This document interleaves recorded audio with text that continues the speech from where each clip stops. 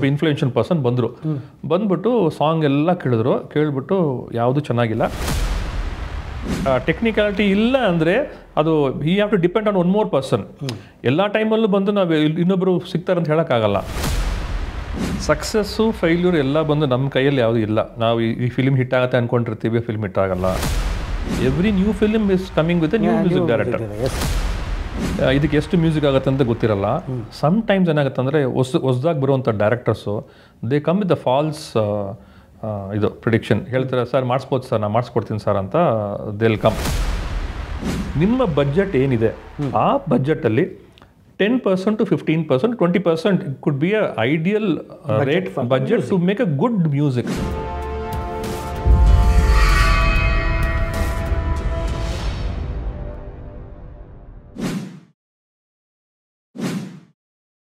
Investing in cinemas without cinema knowledge is injurious to you, your family, and the audience too. Annadata sukhi bhava.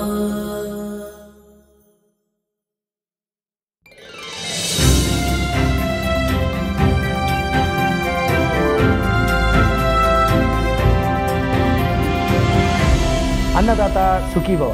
ನಮಸ್ಕಾರ. ನಮಸ್ಕಾರ. RS Ganesh Narayan, RSG, ನಿಮ್ಮ ಬಗ್ಗೆ ಒಂದು ಕಿರು ಪರಿಚಯ ಮಾಡಿಕೊಡೋಕ್ಕಾಗತ್ತಾ ನಮ್ಮ ಪ್ರೇಕ್ಷಕರಿಗೆ? RS ಗಣೇಶ್ ನಾರಾಯಣ್ ಇತ್ತೀಚೆಗೆ ಅಂದರೆ ಒಂದು 5-10 years ಮುಂಚೆ, ಬಟ್ ಇನಿಷಿಯಲ್ ಆಗಿ ಇಂಟ್ರೊಡ್ಯೂಸ್ ಆಗಿದ್ದು ವೆಂಕಟ್ ನಾರಾಯಣ್ ಅಂತ. ನಾನು ಮತ್ತು ವೆಂಕಟ್ ನಾವಿಬ್ಬರು ಫ್ರೆಂಡ್ಸ್, ಅವ್ರ ಜೊತೆಗೆ ಸೇರಿ ಶುರು ಮಾಡಿದ್ದು ಹಾರ್ಟ್ ಬೀಟ್ಸ್ ಚಿತ್ರದಿಂದ. ಹಾರ್ಟ್ ಬೀಟ್ಸು, ಕಲಾಸಿಪಾಳ್ಯ, ನಲ್ಲ, ರಾಕಿ, ಇದ್ರ ತನಕ ಯಾರೇನೇ ದೇವತೆ ತನಕ ವಿ ಡಿಡ್ ಟುಗೆದರ್. ದೆನ್ ಅವ್ರಿಗೆ ಕೊಯಂಬತ್ತೂರಲ್ಲಿ he had his own business to go, so then we had to depart. Okay. ಅದಾದಮೇಲೆ ಒಂದು 2-3 years ಮೈನ್ ಮಾಡಿಲ್ಲ, ಮ್ಯೂಸಿಕ್ ಏನು ಮಾಡೋಕ್ಕೆ ಹೋಗಿಲ್ಲ. ಮತ್ತು ನಾಗಶಕ್ತಿ ಅಂತ ಒಂದು ಫಿಲಿಮಲ್ಲಿ ಮತ್ತೆ ರೀಇಂಟ್ರೊಡ್ಯೂಸ್ ಆಗಿ ಸಾಯಿ ಪ್ರಕಾಶ್ ಸರ್ ಅವರಿಂದ. ಆಮೇಲೆ ಅಂತ ಒಂದು ಫಿಲಿಮ್ ಮಾಡಿ, ಆಮೇಲೆ ಸೀರೀಸ್ ಆಫ್ ಫಿಲ್ಮ್ಸ್ ಮಾಡಿ, ಇವಾಗ ರೀಸೆಂಟಾಗಿ ದಮಯಂತಿ, ಕರಾಳ ರಾತ್ರಿ, ಟೈಸನ್ ಪೈಪೋಟಿ, ಸೊ ಆಲ್ಮೋಸ್ಟ್ 55 ಮೂವೀಸ್ ತನಕ ಇವಾಗ ಆಗಿದೆ. ಸೊ 55 ಸಿನಿಮಾಗೆ ಸಂಗೀತ ನೀಡೋದ್ರ ಮೂಲಕ ನಿಮ್ಮ ಎಕ್ಸ್ಪೀರಿಯನ್ಸ್ ಎಷ್ಟು ಅಗಾಧವಾಗಿದೆ ಅಂತ ಗೊತ್ತಾಗುತ್ತೆ. ಮತ್ತು ನಿಮ್ಮ ಸೇವೆ ಕನ್ನಡ ಚಲನಚಿತ್ರ ಇಂಡಸ್ಟ್ರಿಗೆ ತುಂಬ ಅಪಾರವಾಗಿದೆ ಅಂತ ನನ್ನ ಭಾವನೆ. ನೀವು ಮಾಡಿರುವಂಥ ಚಿತ್ರಗಳಲ್ಲಿ ಸಕ್ಸಸ್ ಮತ್ತು ಫೇಲ್ಯೂರ್ ಎರಡನ್ನೂ ಕಂಡಿರ್ತೀರ. ಅದ್ರ ಬಗ್ಗೆ ನಮ್ಮ ಪ್ರೇಕ್ಷಕರಿಗೆ ಮಾಹಿತಿ ನೀಡ್ಬೋದಾ? ಸಕ್ಸಸ್ಸು ಫೇಲ್ಯೂರ್ ಎಲ್ಲ ಬಂದು ನಮ್ಮ ಕೈಯಲ್ಲಿ ಯಾವುದೂ ಇಲ್ಲ. ನಾವು ಈ ಫಿಲ್ಮ್ ಹಿಟ್ ಆಗುತ್ತೆ ಅಂದ್ಕೊಂಡಿರ್ತೀವಿ, ಫಿಲ್ಮ್ ಹಿಟ್ ಆಗಲ್ಲ. ಇದು ಫಿಲ್ಮ್ ಹಿಟ್ಟೇ ಆಗಲ್ಲ ಅಂದ್ಕೊಂಡಿರ್ತೀವಿ, ಫಿಟ್ ಆಗಿರುತ್ತೆ. ಸೊ ಯಾವುದು ಪ್ರೇಕ್ಷಕರಿಗೆ ಇಷ್ಟ ಆಗುತ್ತೆ ಅಂತ ನಮ್ಗೆ ಗೊತ್ತಿರಲ್ಲ. ಬಟ್ ನನ್ನ ಪ್ರಕಾರ ಆ್ಯಸ್ ಎ ಮ್ಯೂಸಿಕ್ ಡೈರೆಕ್ಟರ್ ಅಂತ ತೊಗೊಳಕ್ಕೆ ಹೋದರೆ, ದ ವೆರಿ ಫಸ್ಟ್ ಟೈಮ್ ಆ ಸಾಂಗ್ ಕಂಪೋಸ್ ಮಾಡಿ ಪ್ರೊಡ್ಯೂಸರ್ ಬಂದು ಓಕೆ ಅಂತಾರಲ್ಲ, ಅದೇ ಫಸ್ಟ್ ಸಕ್ಸಸ್. ಓಕೆ. ಆ ಡೈರೆಕ್ಟರ್ ಆಗಿರ್ಬೋದು, ಪ್ರೊಡ್ಯೂಸರ್ ಆಗಿರ್ಬೋದು. ಯಾಕಂದರೆ ಹಾರ್ಟ್ ಬೀಟ್ಸ್ ಟೈಮಲ್ಲಿ ಎಲ್ಲ ಹೊಸ ಟೀಮ್, ರಾಘೇಂದ್ರ ಅರಸು ಮತ್ತು ಕೃಷ್ಣ, ಮುಂಗಾರಮಳೆ ಕೃಷ್ಣ, ಇವರು ವಿಜಯ ರಾಘವೇಂದ್ರ ಸಾರು. ಒಂದು JP Nagarದಲ್ಲಿ ಒಂದು ನಮ್ಮ ಸ್ಮಾಲ್ ಶೆಡ್ ಇತ್ತು. ಶೆಡ್ಡಲ್ಲಿ ಒಂದು 15-20 ಜನ ಟೀಮ್ ಅವ್ರು ಬಂದು ಒಂದೊಂದು ಸಾಂಗು 5-5 ಸೀಕ್ವೆನ್ಸ್ ಮಾಡಿದ್ವಿ. ಹಾರ್ಟ್ ಬೀಟ್ಸಲ್ಲಿ ಮಾಡಿರೋ ಒಂದೊಂದು ಸಾಂಗು 5 ಆಪ್ಷನ್ಸು.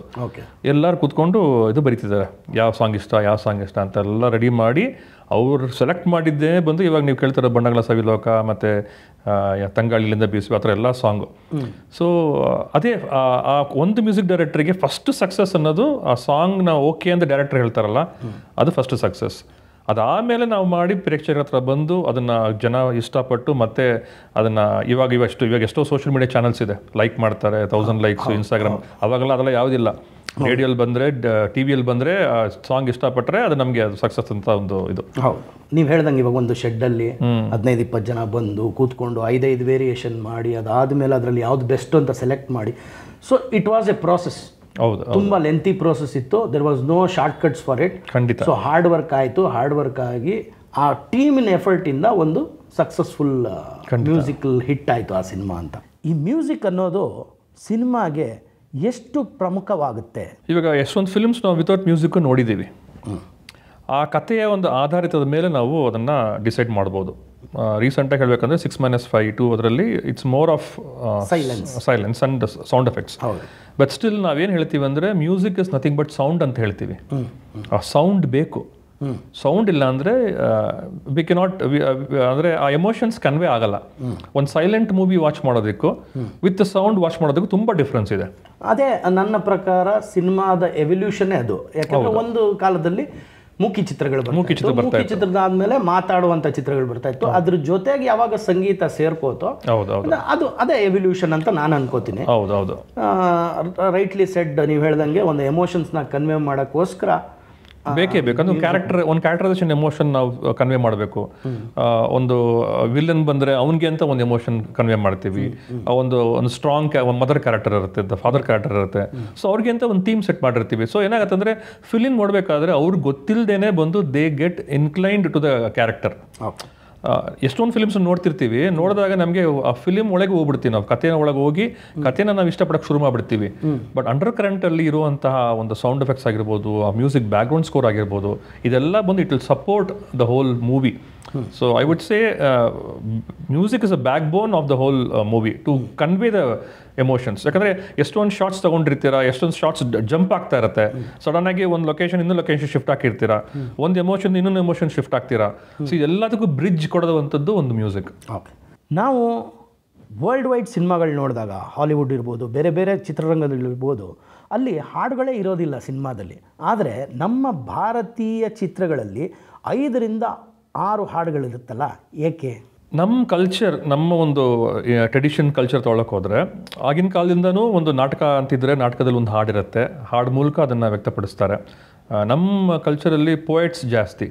ಸೊ ಅವ್ರು ಬರೆದಿರುವಂಥ ಒಂದು ಕವಿತೆಗಳನ್ನ ಇಲ್ಲ ಹಾಡಾಗಿರ್ಬೋದು, ಅದನ್ನು ಮ್ಯೂಸಿಕ್ ರೂಪದಲ್ಲಿ ತೊಗೊಂಬಂದು ಸಿನಿಮಾದಲ್ಲಿ ಅಳವಡಿಸ್ಕೊಂಡು, ಆಗಿನ ಕಾಲದಲ್ಲಿ ಏನು ಮಾಡ್ತಿದ್ರು ಅಂದರೆ ಕವಿಗಳು ಬರೆದಿರೋದನ್ನು ತೊಗೊಂಡು ಹಂಗೆ ಮ್ಯೂಸಿಕ್ ಮಾಡಿ ಮಾಡ್ತಾಯಿದ್ರು. ಆಮೇಲೆ ಫಿಲಿಮ್ಗೆ ಅಂತ ಬರಲಿಕ್ಕೆ ಶುರು ಮಾಡಿದ್ರು.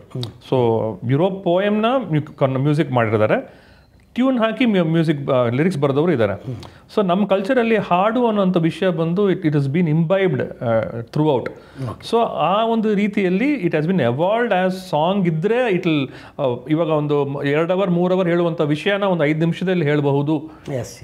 ಅದೇ ಬಂದು ಆ ಸಾಂಗ್ ಒಂದು ಇದು ಒಂದು ಎಂಟೈರ್ ಒಬ್ಬ ಬಂದು ಟ್ರಾನ್ಸ್ಫಾರ್ಮೇಷನ್ ತೋರಿಸ್ತೀವಿ ಎಷ್ಟೊಂದು ಫಿಲ್ಮಲ್ಲಿ. ಆ ಟ್ರಾನ್ಸ್ಫಾರ್ಮೇಷನ್ ಒಂದು 5 ನಿಮಿಷ ಸಾಂಗಲ್ಲಿ ಆ ಒಂದು ಒಳ್ಳೆ ಲಿರಿಕ್ಸ್ ಅಲ್ಲಿ ತೋರಿಸ್ಬಿಟ್ರೆ ಸ್ಟೋರಿ ಇನ್ನೂ ಫಾಸ್ಟಾಗಿ ಮೂವ್ ಆಗುತ್ತೆ. ಇಲ್ಲಾಂದ್ರೆ ಆ ಟ್ರಾನ್ಸ್ಫಾರ್ಮೇಷನ್ ತೋರಿಸ್ಲಿಕ್ಕೆ ಲಾಜಿಕಲ್ ಆಗಿ ತೋರ್ಸೋಕ್ಕಾಗಲ್ಲ. But a song can prove that. Yes thank you for that information. ಆಮೇಲೆ ಇದನ್ನು ನಿಮ್ಮ ಬಾಯಾರನೇ ಹೇಳಿಸ್ಬೇಕು ಅಂತ ಯಾಕೆ ಬಂದೆ ಅಂದರೆ, ಆ ಮ್ಯೂಸಿಕ್ಕಲ್ಲೇ ತೊಡಕೊಂಡಿರೋದ್ರಿಂದ ನೀವು ಆ ಒಂದು ಅರ್ಥ ಆಗಲಿ ಜನಕ್ಕೆ, ಯಾವುದಕ್ಕೋಸ್ಕರ ಅದನ್ನು ನಮ್ಮ ಇಂಡಿಯನ್ ಸಿನಿಮಾನಲ್ಲಿ ಅಳವಡಿಸ್ಕೊಳ್ತಾರೆ ಅಂತ. ಮತ್ತು ಮ್ಯೂಸಿಕ್ ಅಂತ ಬಂದಾಗ ಮ್ಯೂಸಿಕ್ ಡೈರೆಕ್ಟರ್ಗೆ ಬೇಸಿಕಲಿ ಸಪೋರ್ಟ್ ಸಿಸ್ಟಮ್ ಅಂತ ಇರೋರು ಯಾರು? ಫಸ್ಟ್ ಬಂದು ಅವ್ನ ಮ್ಯೂಸಿಕ್ ಕಲೀಲಿಕ್ಕೆ ಬೇಕಾಗಿರುವಂಥ ಗುರುಗಳು. ಅವನ್ನ ಚಿಕ್ಕ ವಯಸ್ಸಿಂದ ಕಲ್ಕೊಂಬರ್ತಾನೋ, ಇಲ್ಲ ಸಡನ್ನಾಗಿ ಮ್ಯೂಸಿಕ್ ಇಂಟ್ರೆಸ್ಟಾಗಿ ಕಲಿಬೇಕು ಅನ್ಕೊತಾನೋ, ಯಾರೇ ಆದರೂ ಕೂಡ ಅವನಿಗೊಬ್ಬ ಗುರು ಬೇಕು. ಇವಾಗಿನ ಕಾಲದಲ್ಲಿ ಒಂದು ಫಿಸಿಕಲ್ ಗುರು ಆಗಿರ್ಬೋದು, ಬೇರೆ ಅವ್ನು ಹೋಗಿ ಕಲ್ತ್ಬೋದು. ಇಲ್ಲಾಂದರೆ ಇವಾಗ ಯೂಟ್ಯೂಬ್ ಇದೆ, ಸೋಷಿಯಲ್ ಮೀಡಿಯಾಸ್ ಇದೆ, ಎಷ್ಟೊಂದು ಚಾನಲ್ಸ್ಗಳಿದೆ where he learns from different gurus and he learns. So he needs a guru to learn certain basics.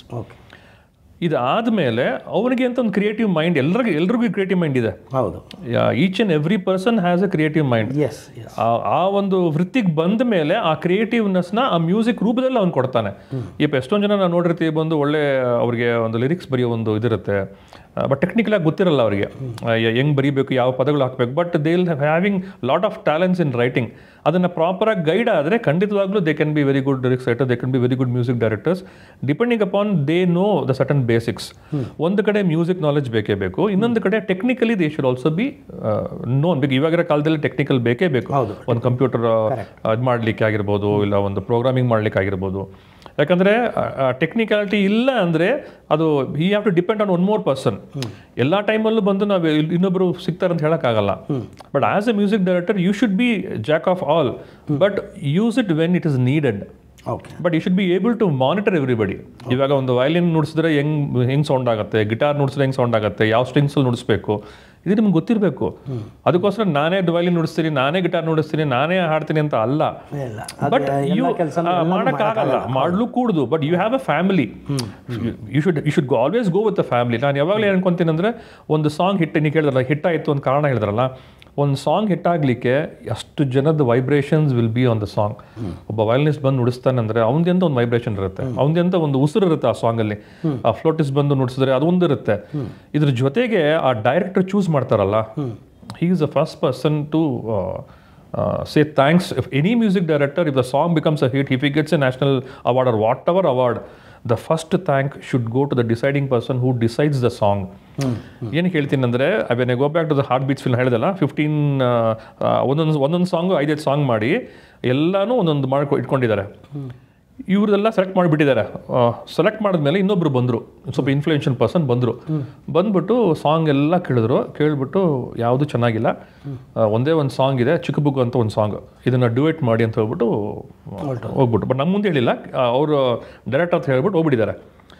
ನಾನು ನಮ್ಮ ವೆಂಕಟು ಮೇಲಿಂದ ಕೆಳಗೆ ವೆಯ್ಟ್ ಮಾಡ್ತಾ ಇದ್ವಿ. 1 ಅವರ್ ಆಯಿತು, 2 ಅವರ್ ಆಯಿತು, 3 ಅವರ್ ಆಯಿತು. ಕೆಳಗೆ ಪ್ರೊಡ್ಯೂಸರು ಡೈರೆಕ್ಟರ್ ಮಾತಾಡ್ತಾ ಇದ್ದಾರೆ. ಏನಾಯಿತು ಗೊತ್ತಿಲ್ಲ ನಮಗೆ. ಇವಾಗ ಎಕ್ಸಾಮ್ ಬರೆದ್ಬಿಟ್ಟು ರಿಸಲ್ಟ್ ಹೆಂಗೆ ನೋಡ್ತೀವಿ ಆ ಥರ. ಆವಾಗ ಮತ್ತೆ ಅರಸ್ ಬಂದ ತಕ್ಷಣ ಅವರು ಎಲ್ಲ ಯಾವುದು ಚೆನ್ನಾಗಿಲ್ವಂತೆ, ನೀವು ಮತ್ತೆ 15 ಸಾಂಗ್ಸ್ ಮತ್ತೆ ಮಾಡಿ ಅಂದ್ಬಿಟ್ರು.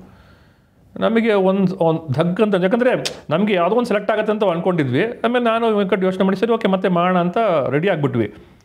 ಅರಸ್ ನಿಮ್ಗೆ ಗೊತ್ತೇ ಯಾವಾಗಲೂ ತಮಾಷೆ ಮಾಡ್ತಾನೆ ಇರ್ತಾರೆ. ಅಂತ ನಕ್ಬಿಟ್ರು. ಆಮೇಲೆ ಎಲ್ಲರೂ ನಕ್ಕಿದ್ರು. ಆಮೇಲೆ ಹೇಳಿದ್ರು ಇಲ್ಲ ಗಣೇಶ್ ನಾರಾಯಣ್ ಅಂತಲ್ಲ, ಗಣೇಶ್ ಅವರೇ ನಾವೇನು ಸೆಲೆಕ್ಟ್ ಮಾಡಿದ್ವು ಅದನ್ನೇ ಹೋಗೋಣ. ಅವ್ರು ಹೇಳೋದು ಹೇಳಿ ಏನು ಬೇಕನ್ನಾಗಲಿ, ವಿ ಆರ್ ನಾಟ್ ವರಿಡ್. ಇವರು ಒಂದು ಬಣ್ಣಗಳ ಸವಿಲೋಕ ತಂಗಳು ಎಲ್ಲ ಸೆಲೆಕ್ಟ್ ಮಾಡ್ಕೊಂಡಿದ್ರು, ಇದರಲ್ಲೇ ಹೋಗೋಣ, ಇದ್ರಲ್ಲಿ ಏನಾಗುತ್ತೆ ಆಗಲಿ ಅಂದ್ಬಿಟ್ಟು they took a decision.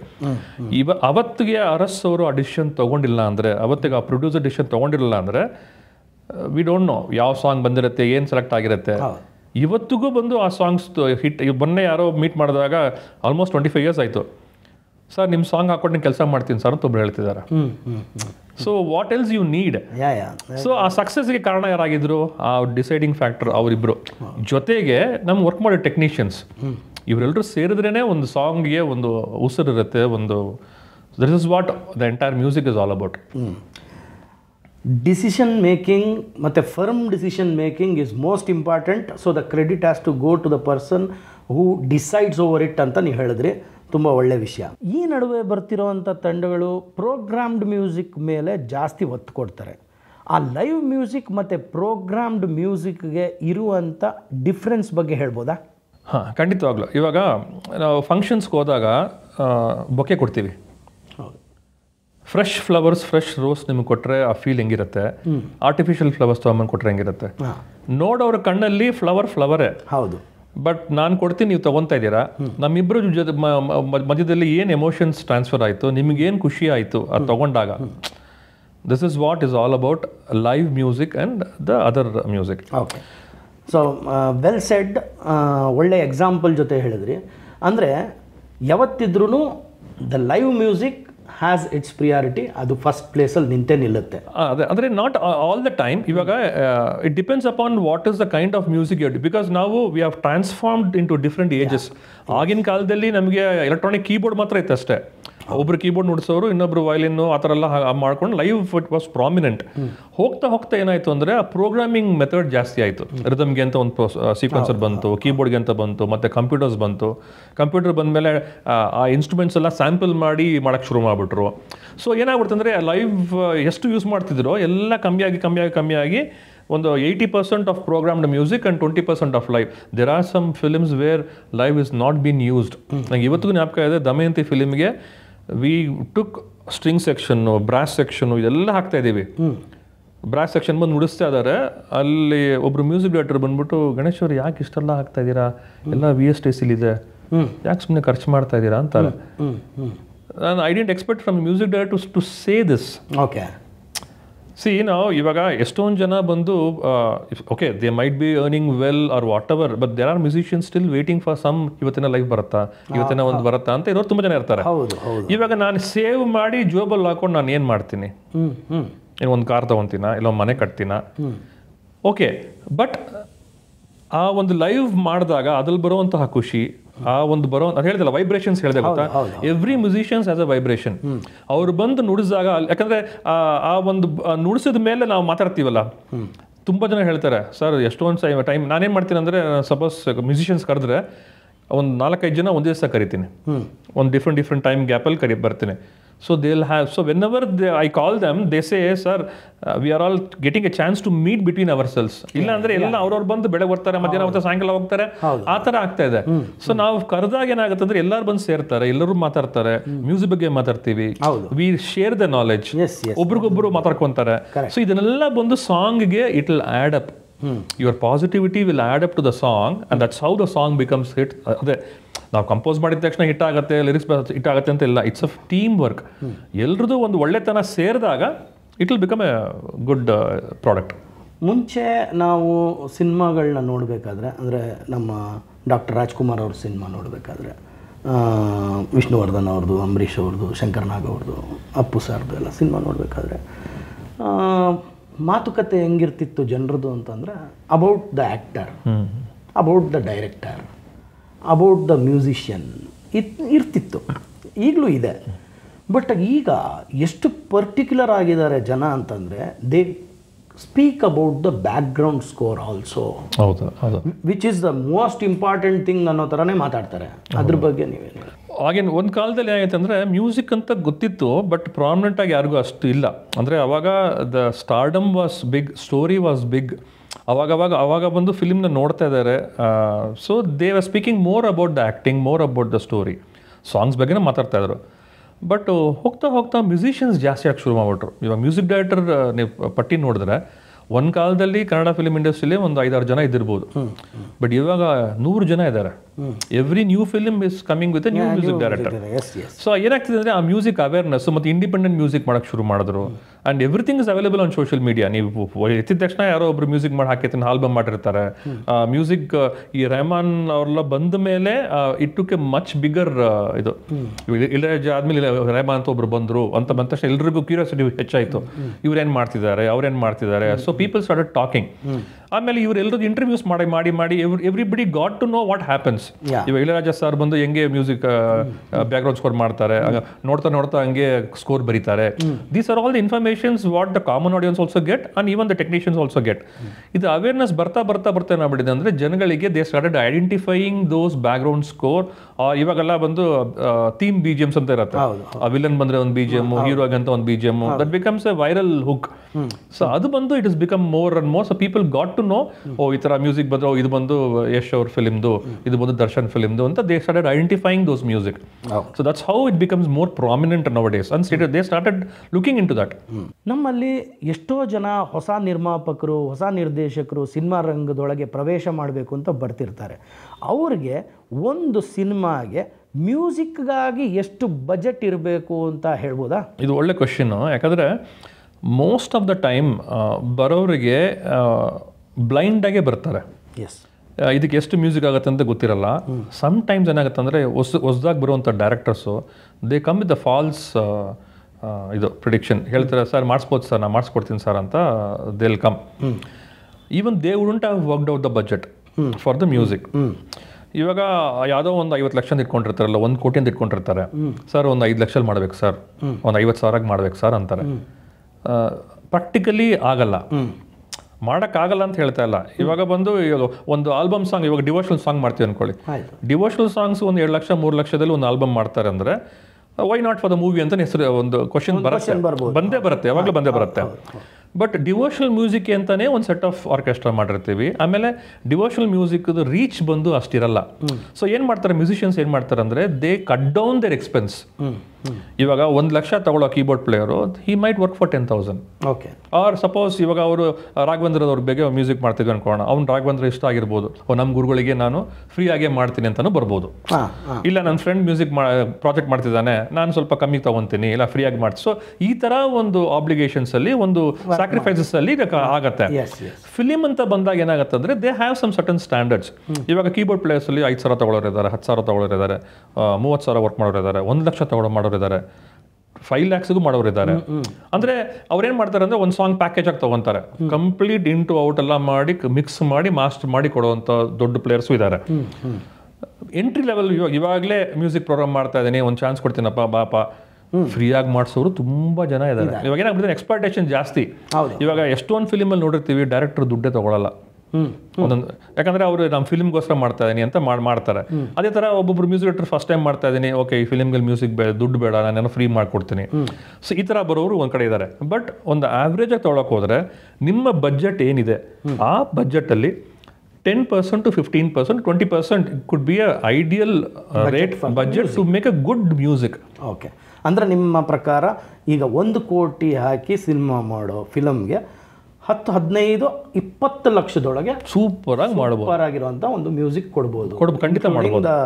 BGM, music and ಇದನ್ನು ಏನು ಸಿಂಗರ್ಸ್ದು ಎಲ್ಲ ಸೇರಿ ಆಗುವಂಥ, ಅಂದರೆ with the mind set of ಎಲ್ಲರೂ ಊಟ ಮಾಡಲಿ ಜೊತೆಗೆ ಅನ್ನೋದು, ಎಲ್ಲರೂ ಊಟ ಮಾಡಲಿ ಜೊತೆಗಿರೋರು ಎಲ್ಲರೂ. See that's what it should be. You should share whatever you are getting. ಇವಾಗ ಕೋವಿಡ್ ಟೈಮಲ್ಲಿ ಎಷ್ಟೋ ಬಂದು ಲೇ ಆಫ್ ಮಾಡಿದ್ರು, ದುಡ್ಡಿಲ್ಲ ಅಂತ ಎಲ್ಲ ಕೆಲಸ ಕಳ್ಕೊಂಡ್ರು. ಬಟ್ ನನ್ನ ಕಡೆ ಅಂತ ನೋಡಿದ್ರೆ ಯಾವುದೋ ಒಂದು ಪ್ರಾಜೆಕ್ಟ್ ಬಂದರೆ ಯಾರು ಮ್ಯೂಸಿಷಿಯನ್ಸ್ ಇದೆ ಎಲ್ರಿಗೂ ಓಕೆ ನೀನು ಸ್ವಲ್ಪ ಮಾಡು. ಸೊ ಇವಾಗ 10,000 ಬರುತ್ತೆ, 10,000ದಲ್ಲಿ ಅಟ್ಲೀಸ್ಟ್ ಶೇರ್ ಮಾಡ್ಕೊಳ್ಳೋಣ. 1 ಲಕ್ಷ ಬರುತ್ತೆ, 1 ಲಕ್ಷ ಶೇರ್ ಮಾಡ್ಕೊಳ್ಳೋಣ. ಸೊ ಈ ಥರ ಮೈಂಡ್ ಸೆಟ್ಟಲ್ಲಿ ವರ್ಕ್ ಮಾಡಿದಾಗ ಸರ್ಟನ್ ಟೈಮ್ಸ್ ಮ್ಯೂಸಿಷಿಯನ್ಸ್ ಏನು ಮಾಡ್ತಾರೆ ಅಂದರೆ ಈ ಪ್ರಾಜೆಕ್ಟ್ಸ್ ಇದೆ, ಇವಾಗ ಒಂದು 50 ಲಕ್ಷಕ್ಕೆ ಫಿಲ್ಮ್ ಮಾಡ್ತಾ ಇದ್ದಾರೆ, ಇದಕ್ಕೆ ನಾವೇನಾದ್ರೂ ಮಾಡ್ಬೋದಾ, ಓಕೆ ಇದ್ರಲ್ಲಿ ನಾನು ಸ್ವಲ್ಪ ಕಮ್ಮಿಗೆ ತೊಗೊತೀನಿ, ಮಾಡ್ಕೊಡ್ತೀನಿ. ನೆಕ್ಸ್ಟ್ ಫಿಲಿಮಲ್ಲಿ ಒಂದು 2 ಕೋಟಿಗೆ ಮಾಡ್ಬೋದು, ಸೊ ಅದಕ್ಕೆ ಸ್ವಲ್ಪ ಚೆನ್ನಾಗಿ ತಗೋಣ. ಸೊ ಈ ಒಂದು ತುಂಬ ಮ್ಯೂಸಿಷಿಯನ್ಸ್ ವರ್ಕ್ ಮಾಡ್ತಾ ಇದ್ದಾರೆ ಆ ಥರ. Many musicians are working in that mode. So ಆ ಇದರಲ್ಲಿ ಒಂದು 10 to 15% will be to do a well good music. ಸುಮ್ಮನೆ ಬಂದ್ಬಿಟ್ಟು ಸರ್ ನಂಗೆ ಒಂದು 50,000 ಫಿಲ್ಮ್ ಮುಗಿಸ್ಕೊಡಿ ಅಂತ ಹೇಳಿದ್ರೆ ಅದು ಪ್ರಾಕ್ಟಿಕಲಿ ಆಗಲ್ಲ. ಯಾಕಂದರೆ ಅದು ಬೇಕಾಗಿರೋಂಥ ಮ್ಯೂಸಿಷಿಯನ್ಸು, ಲೈವ್ ಎಲ್ಲನೂ ಬೇಕಿರುತ್ತೆ. ಅವಾಗ ಏನಾಗುತ್ತೆ, ಕ್ವಾಲಿಟಿ ತುಂಬ ಲಾಸ್. ಇವಾಗ ಏನೋ ಮಾಡ್ಬೋದು ಅಂತ ಹೇಳಿ ಎಂಟ್ರಿ ಲೆವೆಲ್ ಕೀಬೋರ್ಡ್ ಬೇಡಾರ ಅವ್ರು ಬೇರೆಯವ್ರನ್ನ ಕರ್ಕೊಂಡ್ಬಿಟ್ಟು ಸರ್ ಬರೀ ಕೀಬೋರ್ಡ್ ಮಾತ್ರ ಸಾಕು ಸರ್, ಬೇರೆ ಏನು ಬೇಡ ಸರ್, ಹಾಡು ಕೊಡಿ ಸರ್ ಅಂದಾಗ ಇವಾಗಿರೋ ಮ್ಯೂಸಿಕ್ ಇಂಡಸ್ಟ್ರಿ ಸೀನಿಗೆ ಅದು ವರ್ಕೌಟ್ ಆಗಲ್ಲ. ಅಂದರೆ we will not be able to give the standards to it. But ಒಂದು ಡೀಸೆಂಟಾಗಿ ಮಾಡಬೇಕು ಅಂದರೆ 15-20% ಇದ್ದರೆ it will be a very good music. So ಅನ್ನದಾತರು ಅಂತ ನಾವು ಅಣ್ಣವ್ರು ಯಾರನ್ನ ಕರೆದಿದ್ದು ಪ್ರೊಡ್ಯೂಸರ್ಗಳನ್ನ. ಹೌದು. ಸೊ ಹೊಸದಾಗಿ ಬರುವಂಥ ಪ್ರೊಡ್ಯೂಸರ್ಸ್ಗೆ ಒಂದು ವೇಗ ಆಗಿರೋ ಒಂದು ಐಡಿಯಾ ಕೊಡ್ಬೋದು ಏನು ಅಂತಂದರೆ, what ever is the budget of the movie ಅದರಲ್ಲಿ 15 to 20% keep it for music ಅಂತ ಹೇಳ್ಬೋದು. ಹೌದು.